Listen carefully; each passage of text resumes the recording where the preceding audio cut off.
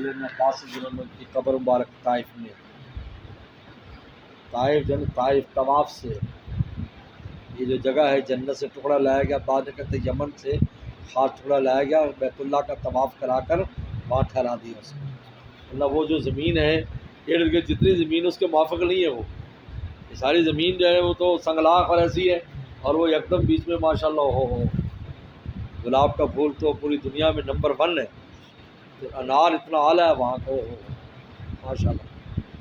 طائف کی سجی بڑی مشہور ہے، طائف کے بندے بڑے مشہور ہیں، وسیع عباسی طائف میں ماشاء اللہ. بڑا مزہ آتا. ہم طائف ضرور جانے کا چانس لیتے ہیں، کچھ عرصے سے نہیں جا پا رہے، ٹائم نہیں ہوتا. یہ کرونا میں تو خیر نہیں جا سکتے.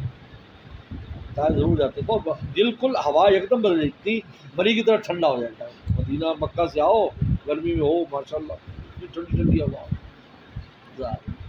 باربیکیو کیا تھا، گھر والے بھی تھے، ساری تھے. باربیکیو ایک باغ میں جا کر باربیکیو کیا، بہت مزہ آیا تھا. طائف کا باربیکیو فجاں جہاں رسول اللہ کے قدم مبارک لگے، خون مبارک گرا ہے، کتنی برکت والی جگہ. اور ہم جو ہے بر صغیر والوں پر تو اہل طائف کا ہی احسان ہے. ہم لوگ ایمان ہی اہل طائف کی وجہ سے لائے. محمد بن قاسم بھی طائف کے تھے، اور حضرت عثمان ابو العاص عثمان بن ابی العاص وہ بھی طائف کے تھے. وہ جب بمبئی میں آئے تھے اور یہ سندھ میں آئے، دونوں سمندروں میں آئے.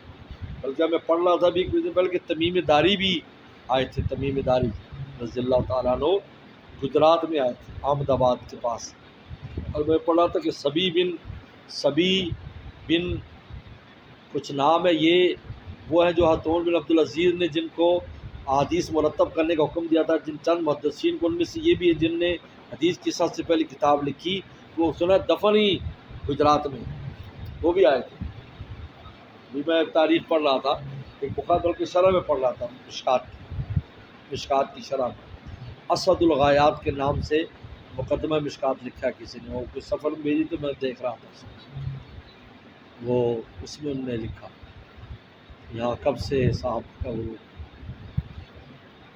یہ بہرحال ماشاء اللہ اللہ پھر لے جائے انشاءاللہ، ہمیں طائف لے جائے.